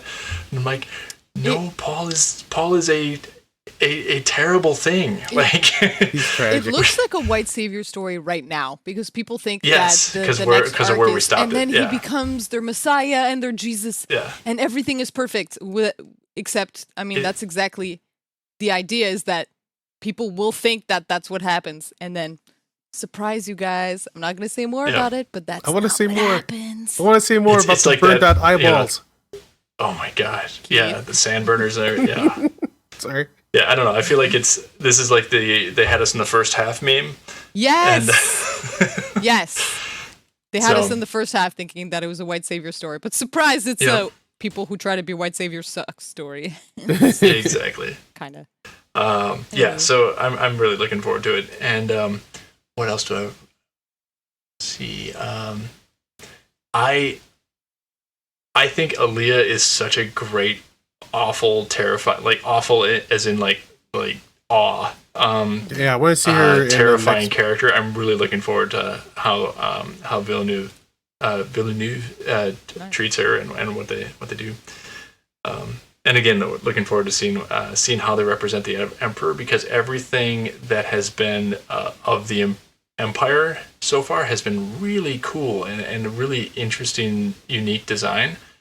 So that big drop ship that the Emperor's emissary came down to Caladan in, was just like so enormous and so different, and like from any spaceship I've seen. Different, like just the Bene Gesserit's like egg. Yep. Also really cool. So, yeah, it's I am so impressed by the thoughtfulness that was put into this. I can't wait to see the completion of this part of Dune. How about the two of you? Boy Cat. Yeah, this might be like the Peter Jackson's Lord of the Rings that is to Lord of the Rings. This might be to Dune, like. I mean, I already had that comparison in my head because I've been having that argument so many times with the ending, and they're like, it should have ended earlier, and I'm like, listen, the Fellowship of the Ring ends when the Fellowship breaks up. It's not a satisfying end to an arc because it's not the arc. The arc is 3 books. And the same thing, like, this is where this movie had to end because this is the switch over for Paul. The next movie is also about Paul, kind of. Yeah. But yes, in the same way, I'm very excited about more for Jessica in the like all of the skills that she has rather than like her emotional work in this movie was amazing. I want to see more of what she can do. They've done such a great job at everything feeling alien and distinct, so I'm really looking forward to seeing the inside of the Fremen society. And same. I'm excited for Scary Toddler. Could you imagine what she was like when she was like 2 or 3, though? Because she was already like that. Yep. She's born like, a conscious. Screaming, a 6-month-old baby just looking at you with the knowledge of 1,000 years. Like, yeah, dog. Please get away from me, child. No, thank you. It's my kind of weird. Having grown up in a rich tradition of scary children in fiction, this is like the pinnacle of it. It's the pinnacle of it. Absolutely. I'm super enjoying it. I'm really looking forward to it. And I hope that they keep just like knocking it out of the park with the cast. All right. Yeah. They've done a great job at casting. So, all right, Keith, go ahead. What I want in the next one is I really want a really rad Fade Rautha. I want that guy to be really cool when he steps on screen. But the main thing I want to see is the storm Paul unleashes. Like, there's like this picture of him sitting on his throne, looking all grim and stuff, knowing that he unleashed like a billion deaths across the galaxy. I want to see it. I want to see that, like, him sitting on his dark throne, and please give me a good shot of like ships and cities being ransacked across a galaxy. Like, I want to see that look awesome. Like, that's what I want to experience. And just like the look on his face, like, was it due to him? Was he know this happened? And I just want to experience the grandness of that destruction. That's the main thing that I want to see. The tragedy of the destruction, right? Yeah. Like, let me look at your face while you did this, man. You unleashed the storm, and look at this, and the beautiful horror. You had us in the first half. I want to see, right, exactly, and I want to see Paul seeing the path that Leto II takes and flinching away from it. Yep, that's what happens. Like, ew, man, no. Right, no, I am not doing that. Sorry, son. That's too gross. No child of mine. Haha, too bad. I am a child of yours. Ah, damn it. God. Whoops. Too much. Yeah. So, yeah, and also like I want to see more of the universe too. Like, please show me the inside of a Highliner. Let me see what a Navigator looks like. Yeah, we didn't get to see I'm kind of cool with them doing that in like the third movie. Right? As long as we get it. Which we're definitely gonna get, right? Considering like how the reception to the film, I think the chances might be pretty good. It's been surprisingly good. I was worried. I have not had a high estimation of film audiences in the last several years. But it did all. I don't know if it hit at the right time, but it did all right money. And like I think that we're getting a sequel because of like kind of like a shit. We spent that much money on it so far. Yeah, we gotta finish this. We can't stop. We've already put so much money. You've got to take it in perspective right now. Everything's like every release is depressed right now. Like, everything that's not Disney. Compared on level, it's making great money for pandemic money, right? It's we're still in a bad market for movies. I mean, like Melinda said, she didn't want to go see it in the movies because she's worried, and it makes perfect sense. People are eating popcorn next to you, like even if they have their masks on, they're taking them off constantly. So it can definitely be stressful. I saw it at home too. I'm dying to see it in IMAX, but I'm dying to see. My boys just got their first shot this week, so once they're vaccinated, then I'll take a little more chances out in public. Yeah, we couldn't not. We were like, IMAX. it was shot for IMAX. Let's just go see it in IMAX. Oh my gosh. I feel I've seen like the start of this story so many times. I'm like, I get it. Please just show me like the step beyond like what we've always seen. Like we know that Paul runs to the desert. We know that he meets a Fremen. Yeah. We know that he rides a worm and then takes down the guy. What? He rides a worm?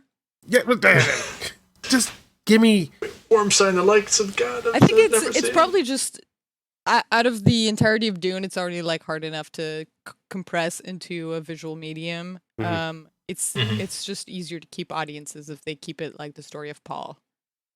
Yeah. But I see where you're coming from. Yeah, I want the It's so frustrating. You're like, I know why you're doing that, but could you not? Give me a like big budget Children of Dune. I just want to see what I haven't seen before. Here we go.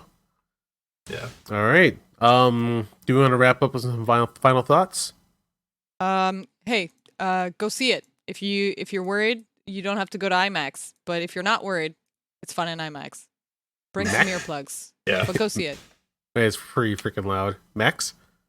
Yeah, I am really impressed by it. If you just like artistry in film, it's worth seeing. Even if you're not into sci-fi or not into like deep philosophical fiction, it's still worth seeing it just for the beauty of it and just the craft that's put into the sound and design. Let it take you away. Yeah, you're really transported to a different universe. It's fantastic. I want to believe this is the first step on just completely unlocking and unleashing a torrent of science fiction movies. Like this is like the start, and then like I want this to call out other people. Like, can you do better? You step up. You step up. I want my Hyperions, which is supposed to be coming. I want the Sisterhood. Like they're supposed to be doing Bene Gesserit TV series. Yeah, freaking. That should be pretty fun. I want Buck Rogers, please, for the love of God, give me a modern Buck Rogers. Just so yeah, this is a great first move. No false steps here. That was a solid entry. So yeah, I hope this is the start of just like a new trend of like science fiction that maybe even competes against like the superhero genre. So that we see them going side by side, like who can do it better. So that would be quite the thing. Yeah. All right. Do we want to cover anything else? I think that's everything. I'm good. Rock on. All right, Max, where can we find more of you on the internet? I yap on Twitter a lot these days. Otherwise, I'm on Instagram. You can find me, Max Wellenstein, on either of those platforms. Otherwise, I do a lot of work behind the scenes on making websites go better. Cool. Nice. All right. Voidcat, where we can catch more of your stuff and junk? You can find me at Twitch and Twitter, Voidcat Gaming. Right now I'm not streaming, but you can join my Discord if you want. I have a link to it in my Twitch and my Twitter. To know when I'm starting up again in December. And you also have like some really good Outer Worlds videos on your Twitch. I watch them during work. You're fantastic. Thanks. Oh, I also DM'd a Star Trek like miniseries that was 6 episodes long that's saved on my Twitch. If you guys want to watch that, it's hilarious. That sounds really They very fun. much break the Prime Directive, but it's cool. As you do. That's right. As you do. Wouldn't be Star Trek otherwise. We talked about the Prime. There's actually a bit. The group is kind of like, shenanigansy, as happens with tabletop. And I was playing the captain to like give them the missions, and there's a point where like I'm like, you are not allowed to do this. This very thing breaks the Prime Directive in a way that like it's specifically what the Prime Directive is for. One rule. But the head of their group, the commander, he's actually an exchange officer. He's a Romulan exchange officer, and he's only there for like a small period of time, and it's actually the end of this thing. So he's like, yeah. And then he breaks the rule. This is beautiful, beautiful Nice. Character building. Good job, Devin. Take that under advisement. Freaking Romulans. Nice. Yeah. Beautiful. All right. That. I think I posted some fun pictures on the Instagram. You can find me / Keith Justice on Instagram, and you can find me at Keith Hayward on the Twitters, and you can find this podcast and more on popgeeks.com. Thank you guys for listening, and we're out of here. Thanks for hosting us, Pop Geeks. All right, this has been super fun. Yeah. Bye, everyone. Thanks, guys. Woo, take it easy. Bye-bye. We hope to be back with the Stargate. Oh yeah, soon. That's right. We'll do it. Yes. It's in the works. As soon as I send everyone a schedule, it's fine. Okay. Thanks for joining us. Good night. Bye.